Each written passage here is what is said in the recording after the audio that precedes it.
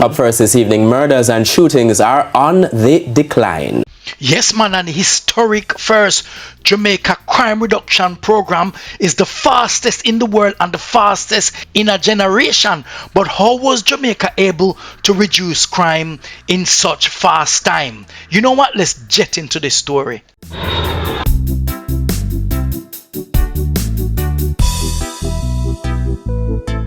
Welcome to Jet.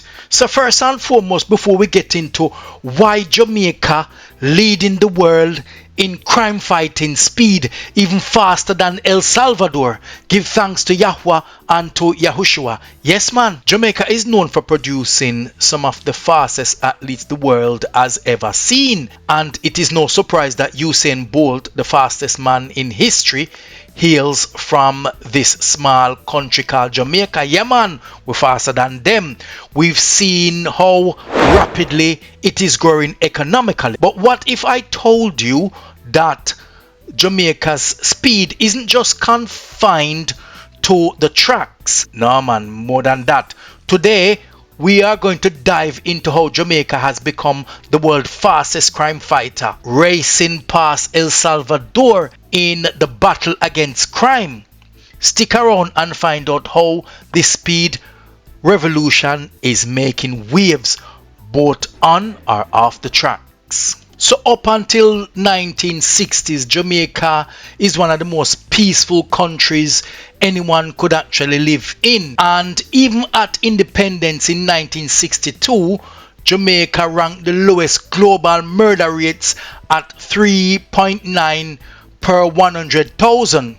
Fast forward to 2009, it spiked to 61.8 per 100,000, placing Jamaica among the world's most violent nations. It was shocking because when you look at El Salvador, who was the highest in Latin America, we're talking about El Salvador reached around 105 homicides per 100,000 in 2015, and obviously the highest in the world. We've seen that shifted in 2023, with not only Jamaica taking over from El Salvador at 60.9 per 100k, they've actually leading the pack, beating the likes of Brazil, Mexico, Honduras and Ecuador. Not only that, ranked the highest homicide rate in the world. Now, Jamaica ranked 26 in the world with a massive and swift reduction, faster than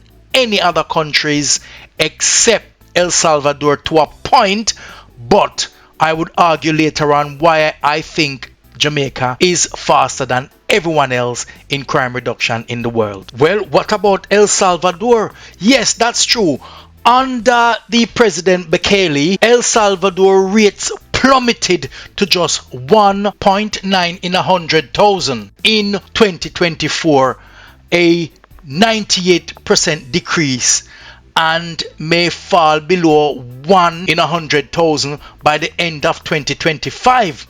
Violent crimes, rape, robbery, extortion and assault dropped by over 40% in 2024. This was achieved under a sustained state of exception, enabling mass arrests over 85,000, suspension of civil liberties, and a large-scale gang crackdown. Yes, man, they went hard. Perhaps sometimes just creep up people off the street and say, listen, we'll lock you down until you can prove, say, you're innocent. Yes, man, a sweeping enforcement enabled an extraordinary powers that Bukele took and met such a serious reduction, but there was backlash about human rights violation, concern and domestic erosion. So Bukele did a good job by bringing El Salvador from 105 homicides in 100,000 in 2015 to now 2025, little over 9 years, to about 1.9 in 100,000. Wow, that's massive. But can Jamaica beat that? Well, Jamaica did, which you'll hear in a few minutes. Whilst El Salvador ranked the top of the leader table and Jamaica ranking about 26, how they achieve this is not as efficient as how Jamaica did. It's like a case of the fast versus the long run impact. Jamaica being the fast way, El Salvador taking the long road. Jamaica took 6 months versus El Salvador taking 9 years to do it. Make a note of the 9 years, because we'll come back to that in a minute, in terms of how Jamaica has achieved a drastic crime reduction in just 6 months, over 40% drop in unalive, a pace far faster than El Salvador's transformation, which took 9 years to reach its current low crime rate. Wow, and it's historic. Whilst El Salvador ripped up the Human Rights Charter and took away rights and went after everyone, Jamaica did it strategically. Yes, man, Jamaica used smart policing and technology in order to achieve its objective in less than a year. Of course, it started in 2024, but by the time Jamaica reached January 2025 to the current situation now, 6 months,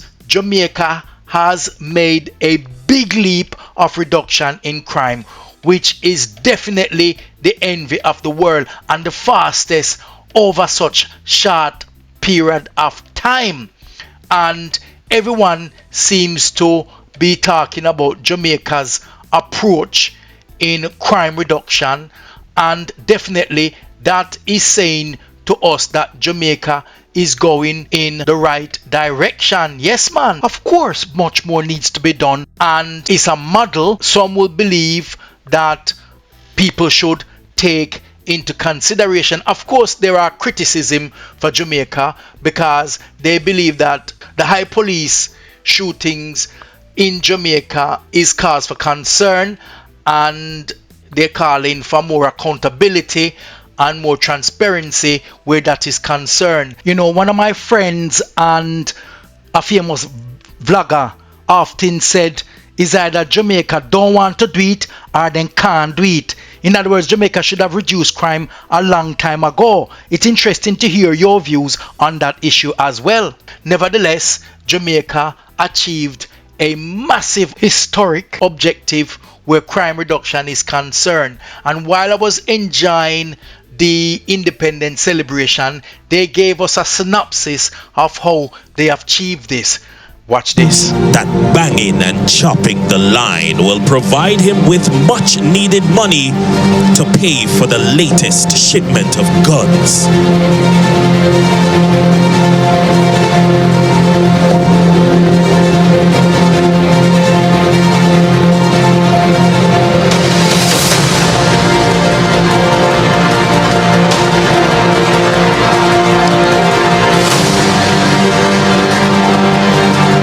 Flossing and celebrating his ill-gotten gain, he takes to social media to celebrate.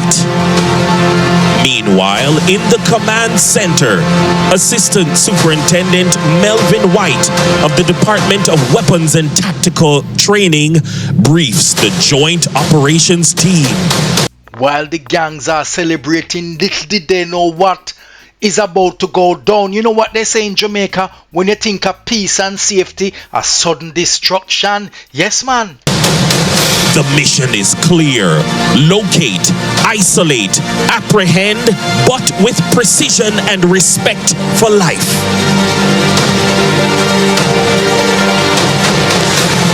Men and women from the quick response team are immediately deployed and begin to move into the area of operations. They know every moment counts. They must apprehend this notorious gang leader.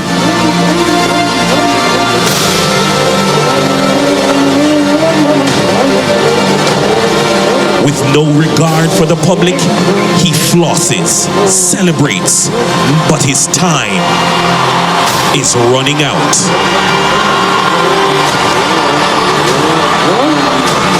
By the time Kwenga and his crony realize, it's too late. They beat a hasty retreat to a nearby hideout. One of them stashes his weapon under a large stones and then takes cover. The boots hit the ground. The quick response team begins to form the outer cordon. A quick and coordinated response by the JCF. Very impressive and very modern. Yes, man. Highly trained, entering a highly tactical space. Meanwhile, entering from the southern corridor, the inner cordon begins to move in to the area of operations. They have their brief. They know what they must do. With the officers from the inner cordon in place, it is now time. The breach team begins to make their entry. The unmanned aerial systems confirm 2 heat signatures inside the building. A vehicle spotted on Jamaica eye footage is parked nearby. This is the critical moment. The moment of breach. Well, let's see if Kwenga is about to get Kweng or probably made his escape. The breach is successful. Clear verbal commands are given and Kwenga surrenders without a shot being fired.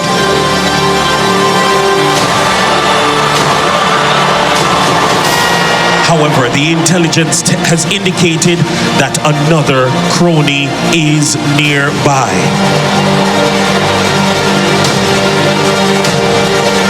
A second breach must take place. Lives are on the line.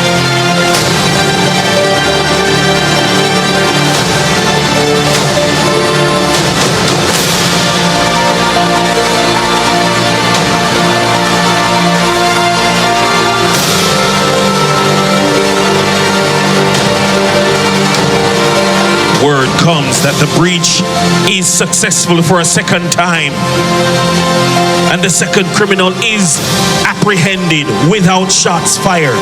And not only without shots fired, but without any human rights being breached, as in the case of El Salvador, without any sort of draconian measures.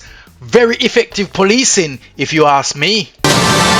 And now the K9 team moves in. A highly trained German Shepherd by the name of Tango has been trained to detect firearms and narcotics. This K9 member of the force moves into the area of operations and into the premises, searching for weapons.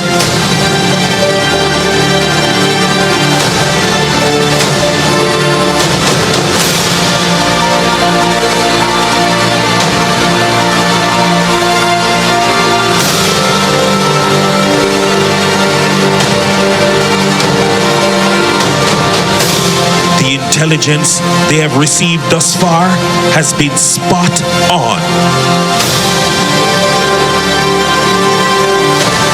However, Tango still believes there is more.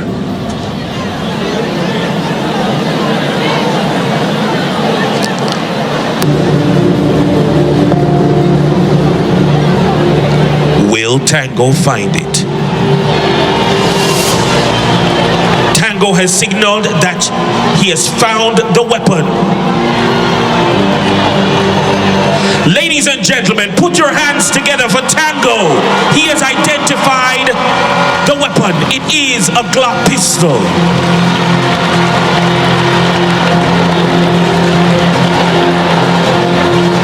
And that is how Jamaica was able to reduce crime. Yes, man.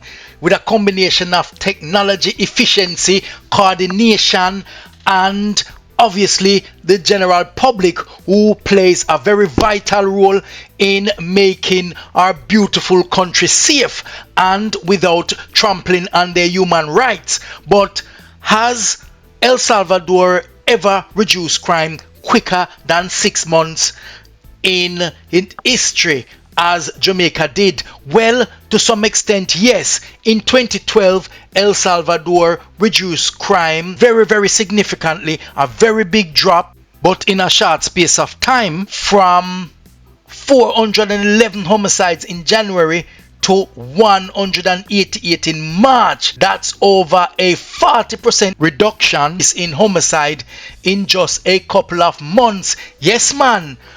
By May 2012, homicides had declined 58% compared to earlier years level. So El Salvador did bring it down in 2 months, but guess what was the problem?